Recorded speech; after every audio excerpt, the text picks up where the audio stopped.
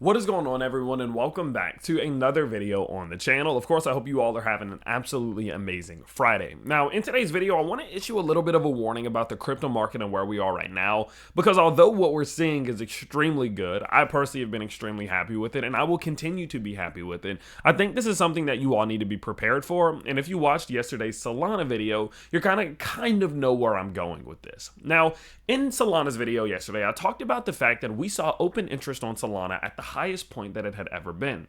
And that kind of made my wheels start spinning. I wonder where open interest is now.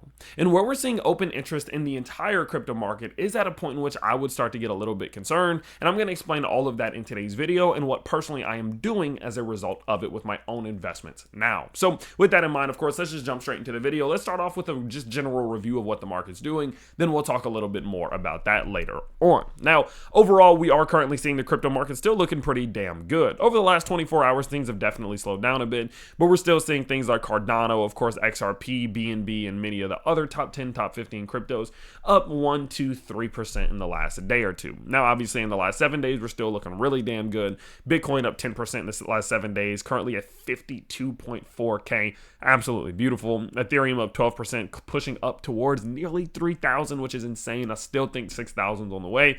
So looking pretty damn good over the last 24 hours. On top of that, outside of the top 10, we are still seeing, a pretty damn green market. Some red, more red than we saw last week, of course. We got HNT and Python, Beam, and Luna Classic, Mina, Mint, all these different ones down, 5, 6, 7%. But you still have things like SAT, Saroon, AR, Render, all up 10 to 12%. So a rather decent balance there. Okay, so overall, although in the last week or so, or the last 3 or 4 days, the market has somewhat cooled down a bit, we are still seeing something pretty interesting happening in the back end. Now, in the back end, what we are currently seeing is that open interest is now currently sitting at the same high that it was in 2021 at the top of the market. Now, there's a lot of different things that this could mean, but I know for sure what it does mean. When you see open interest enter the market, what it generally means is that people are now not only just speculating, but speculating with a higher amount of risk. That's the easiest way to looking at open interest. It's speculation with a lot more risk. Because not only are they just maybe necessarily just buying Bitcoin because they think Bitcoin's going to go up, they're buying Bitcoin on a lot of leverage because they're that sure that Bitcoin's going to go up. Or they're that sure that it's going to go down, so they're shorting with a lot of leverage. And as that continues to happen, as people do continue to interact with leverage and things of that nature, with CME, etc., you're going to see open interest climbing. Whether that means the market tanks or whether the market, moves to the upside, you can never necessarily know because, for example, if a lot of people are shorting, the price may continue to go up to create a short squeeze. If a lot of people are going long, the price may go in the opposite direction to create a long squeeze. So you never truly are going to know how the market's going to react. But there for sure is one thing that's going to happen, like I keep saying. The one thing that for sure is going to happen is that we are going to see more volatility in this market than we maybe have ever seen before.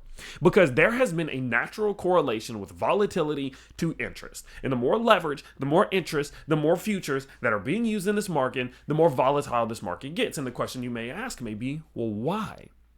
The reason why is quite simple. What you have to understand is that there are people that move this market for us. You may believe it if you want, you may not believe it if you want, but I do genuinely believe, and so do many of the people around me believe, that this is the truth. And these people bet against you oftentimes. What does that mean? You go on Binance and you open a $1 million short trade, and that means that your liquidation price is, say, for example, on Bitcoin, $50,000. Let's just make up a number, $50,000. Do you genuinely believe that if people are behind the scenes that can see that have enough money to move this market, that they wouldn't move it to your liquidation price so that they can take your crypto from you? Let's be honest. What their main intention is, and the whole point of what they're trying to do, is to take as much of this market as they possibly can. They want as much real estate within the world of crypto as they possibly can. They want to own as much of it as they possibly can because the supplies are finite. Right? And so if they have the capability of moving the market in ways in which that they can capitalize on you and take some of your crypto, they are going to do that.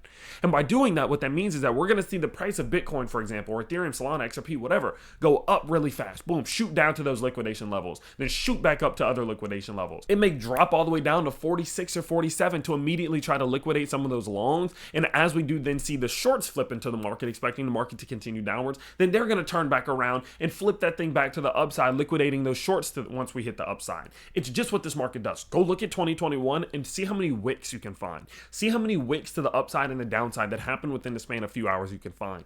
They're everywhere. They corrupted the entire market. And so, of course, because of that, obviously, that means that people are about to get wrecked, the ones who are being reckless.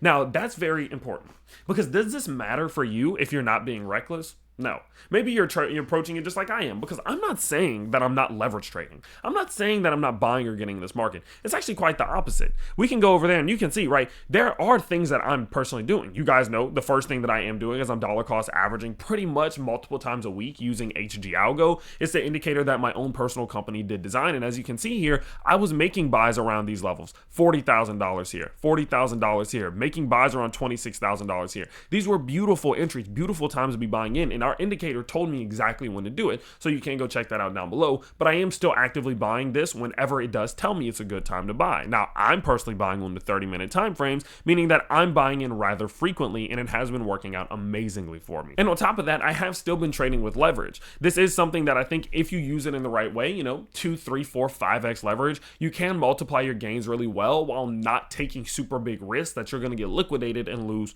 everything. Now, you can do this on Margex if you do want to. If you use the link down below, you will get a couple $100s as a deposit bonus for your trading, which is pretty damn cool. On top of that, you don't need a KYC, meaning you don't need to give them any of your personal information, and you don't need a VPN from anywhere in the world. You can just deposit funds and start trading, and Bitcoin trading does have some of the best fees in the world on Margex. So again, it is the one that I would recommend that you go use if you do want to use it. But at the end of the day, no more plugging.